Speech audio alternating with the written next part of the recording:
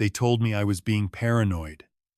My son-in-law said it with a smile, the kind that never quite reached his eyes. My daughter said it more gently, with her hand on my arm and a voice like she was talking to someone who had forgotten where he'd put his keys again. Maybe I was. I'm 67 years old. I live alone in a house that used to hold 4 people. And sometimes the quiet gets so thick you start imagining things in it. But here's what I know now. What I couldn't have told you 6 months ago. Sometimes the most dangerous thing in a room isn't what you can see. Sometimes it's what someone forgot to turn off. My name is Douglas Hartley. I spent 31 years as a structural engineer with the Auckland City Council, which means I spent 31 years making sure that the things people trusted with their weight wouldn't collapse beneath them. Bridges, overpasses, the underpinnings of car parks and pedestrian walkways that thousands of people cross every single day without a second thought.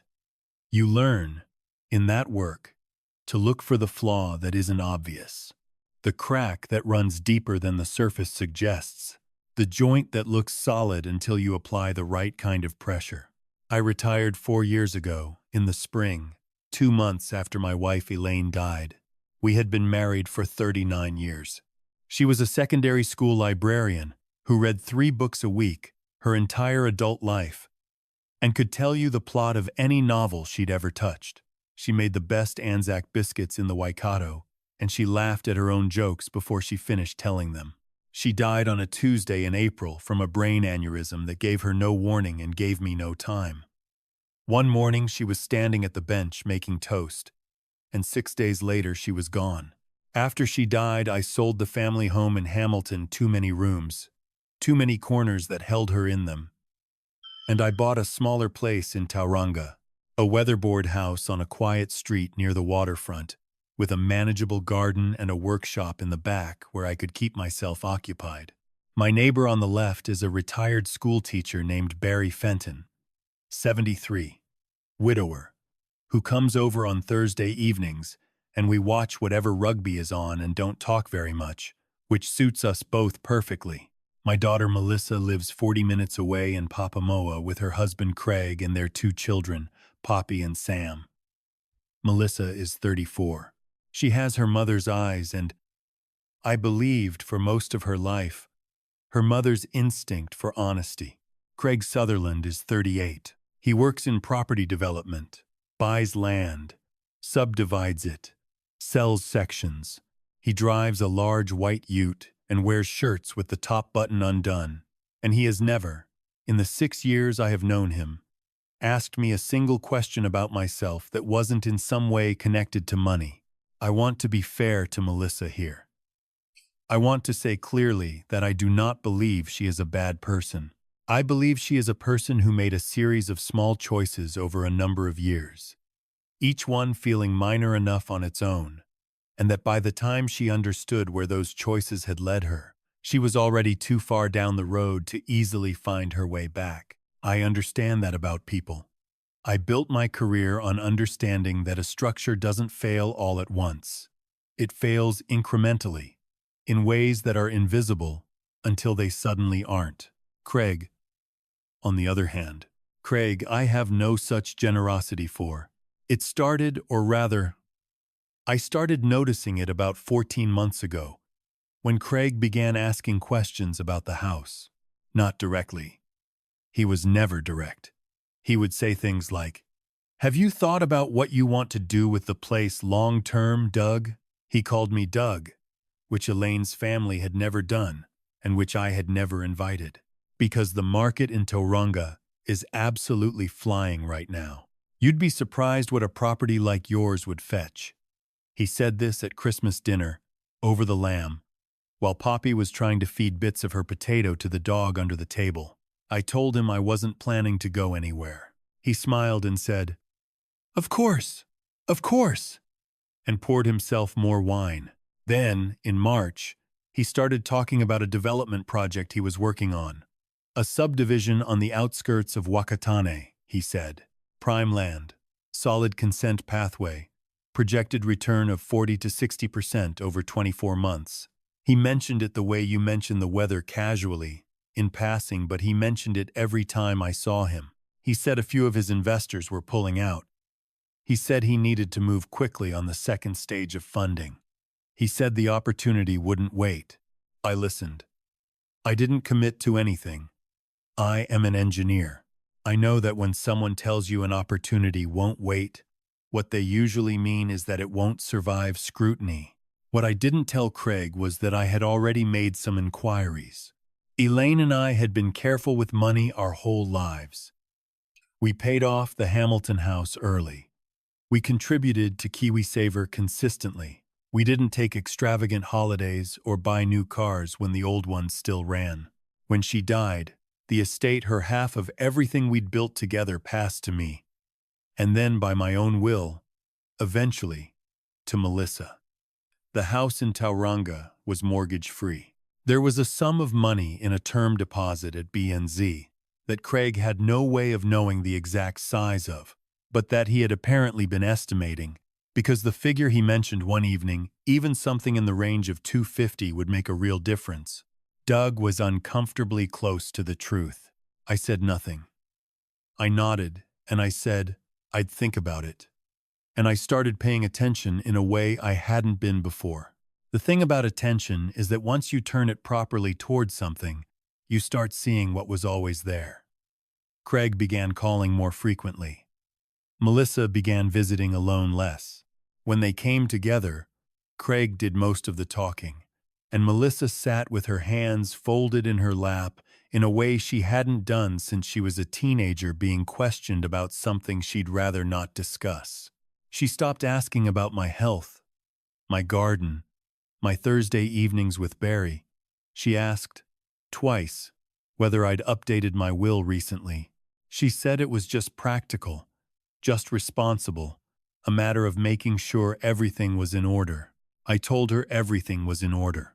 In June, Craig asked me directly. He sat in my kitchen.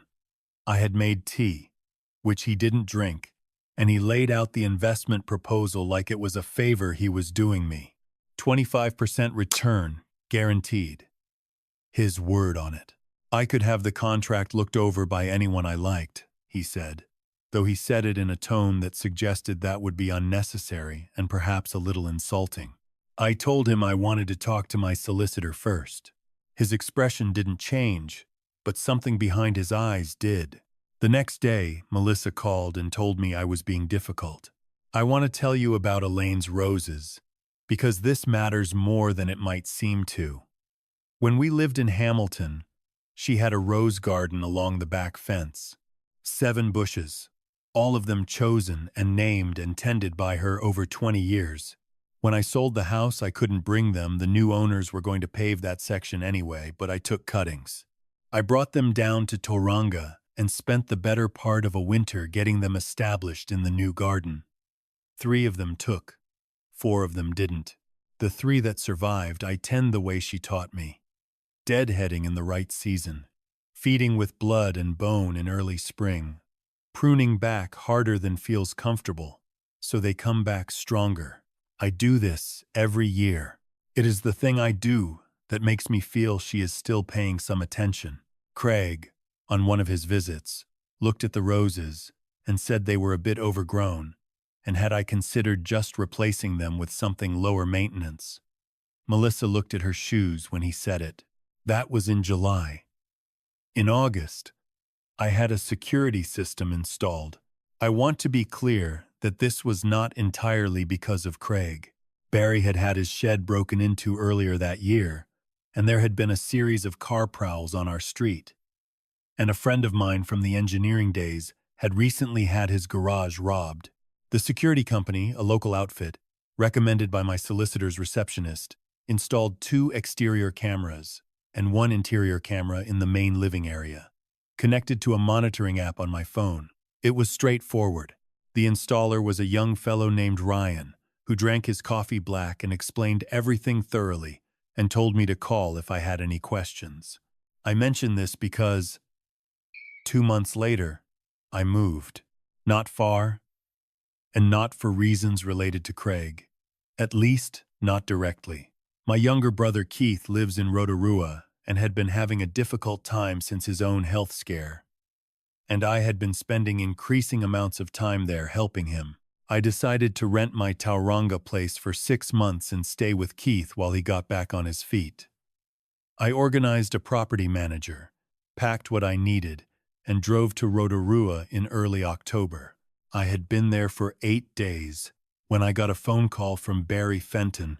"Doug," he said, "I don't want to worry you, but I'm looking at my drive and I can see Craig's ute parked outside your place, and I can see Melissa and Craig going in. I thought the tenants weren't moving in until the 15th? The tenants were not moving in until the 15th. This was the 6th. I thanked Barry. I sat in Keith's kitchen for a moment with the phone in my hand. Then I remembered the security camera. I hadn't deactivated the interior one before I left. The property manager had access to the exterior cameras for monitoring purposes, but the interior camera was on my personal account, still live, still connected to the app on my phone. I opened the app. The living room camera was running. I watched my daughter and my son-in-law walk through my house. Craig went straight to the hallway, straight to the door of the small room I used as a home office. Melissa stood in the living area, not following him, but not stopping him either. She stood with her arms crossed and her weight on one foot the way she used to stand outside the headmaster's office at school, and I understood then that this was not the first time she had felt this way, in this situation, uncomfortable, complicit, too far in to walk out. Craig tried the office door. It was locked. I watched him try it twice, then go back to Melissa. I couldn't hear what was said, the camera was video only, but I could read the conversation in their bodies easily enough. He was asking her something. She was shaking her head, then shrugging. He was gesturing toward the hallway. She looked at her phone. They left 11 minutes after they arrived. I called my solicitor, a woman named Patricia Ngata, whom I have used for 20 years and trust absolutely. I described what I had seen. She asked me to save the footage. She asked whether Craig was listed anywhere on my property or estate documents. He was not. She asked whether I had given either Craig or Melissa a key to the property. Melissa had a spare key. Yes, for emergencies. Patricia said, quietly, that she would look into 1 or 2 things and come back to me. She came back to me the next morning. What she had found was not simple, but it was clear enough once she explained it. Craig had, over the preceding several months, been telling people in his professional network, people he was seeking investment from, that he was co-managing assets on behalf of his father-in-law, a retired engineer who had engaged him to oversee his property interests. He had used my name, my professional history, and the general fact of my existence as a kind of credibility backing for his own dealings. He had not forged any documents yet, but the office, Patricia said, was almost certainly where I kept the original copies of my will, my term deposit documentation, and the title to the Tauranga property. The locked office had stopped him. That day, at least. I am not a man who shouts. I have never found it useful. What I felt sitting in Keith's kitchen with the phone in my lap was not the hot, immediate kind of anger that makes people raise their voices. It was the cold, deep kind that settles in your chest like water filling a foundation crack slowly, thoroughly, and with lasting structural consequence. I called Melissa that evening. She answered on the 3rd ring. I told her I'd been home. I told her I had seen them on the camera. There was a silence that lasted long enough to hear her breathing change. Then she said, "Dad, it's not what you think." I told her I was an engineer. I told her that in 31 years of looking at structures, I had never found that a crack was smaller than it appeared from the outside. I asked her to come to Rotorua. Without Craig, I asked her to come the next day. She came. She sat across from me at Keith's kitchen table. Keith, graciously, took himself to the bowling club for the afternoon, and she told me most of it. Craig had debts she hadn't fully understood when they married. The property development business was not performing the way he'd presented it. He had investors who were asking questions. He had convinced her, over a period of months, that my investment in his project would save not just his business, but their home, their marriage, the children's stability. He had convinced her, she said. And here her voice broke in a way that made her sound exactly as she had at age 9, when she'd come to tell me she'd broken something, that if they could just access the property documents, just understand what was available, they could manage it quietly and pay me back before I even noticed. She used the words "pay me back" and "before you noticed" in the same sentence. And I want you to understand the particular quality of that moment, not the anger of it, the grief of it, the grief of watching your child's face and realizing that somewhere along the way, in the accumulation of small compromises and silences and choices made to keep a difficult man comfortable, she had come to see her own father as a problem to be managed rather than a person to be honest with. I did not shout. I did not cry, though it was closer than I'd like to admit. I told her what I had done, which was more than she knew. I had, at Patricia's advice, spent the week before this conversation quietly reorganizing. The term deposit had been transferred to a new account under different arrangements. Copies of all key documents had been lodged with Patricia's office. A detailed account of Craig's visits, his investment proposals, his use of my name in professional contexts had been written up and filed. Patricia had also, on my behalf, contacted the company Craig claimed to be running and had found 2 other investors who had been told similar things. Melissa listened to all of this with her hands flat on the table. When I finished, she said, "What happens now?" I told her that what happened with Craig was a matter for him, for his creditors, and ultimately for the people he had misled. Patricia had already been in contact with one of them. I told Melissa that I would not be pressing charges against her personally, because I did not believe, having heard her, that she had fully understood what she was participating in. But I told her clearly that there were conditions. That trust, once broken, is not restored by explaining why it was broken. It is restored by time and by conduct, and by the willingness to do both without being asked. She nodded. She looked at the table. Then she looked up and said, "I'm so sorry, Dad. I'm sorry about the roses, too." I didn't ask her what she meant. I understood. Craig was removed from the Papamoa house by the end of November, partly by Melissa's decision and partly by the gathering pressure of the other matters that Patricia had set in motion. The subdivision project collapsed. The investors he had misled consulted their own lawyers. I do not know exactly what arrangements he ultimately came to with them, and I am not greatly concerned about the details. I know he is no longer in my daughter's house or my grandchildren's daily lives, and that is the outcome I cared most about. It is January now. The kind of Tauranga January where the air sits warm and still in the evenings, and the pohutukawa along the waterfront have gone from red back to green. I am back in my weatherboard house. The tenants were understanding about the change of plan. The property manager refunded their holding deposit without a dispute. The 3 roses Elaine's cuttings became are flowering.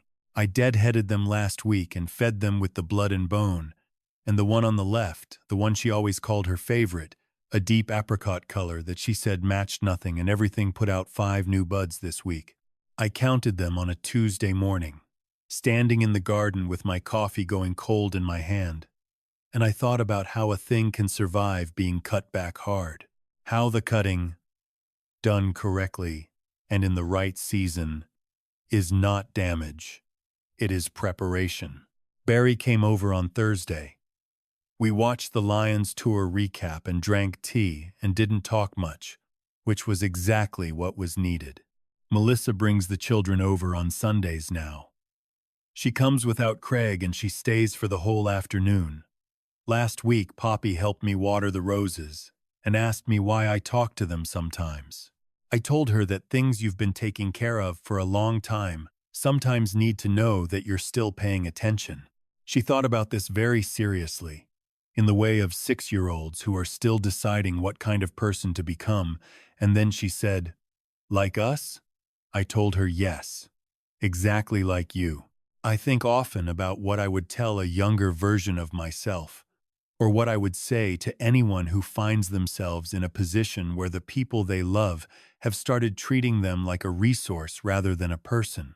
The answer I keep coming back to is this: do not perform weakness to avoid conflict. The people who will exploit you are already watching, and performance only tells them you've seen them too, and chosen to look away. What you owe to the people who actually love you, including the ones who've made bad choices, is not the pretense that everything is fine. What you owe them is the truth, delivered clearly and without cruelty, and then the space to choose who they want to be with it. Elaine used to say that a house isn't what stands up when everything goes right. A house is what stands up when everything goes wrong. She was, as usual, correct.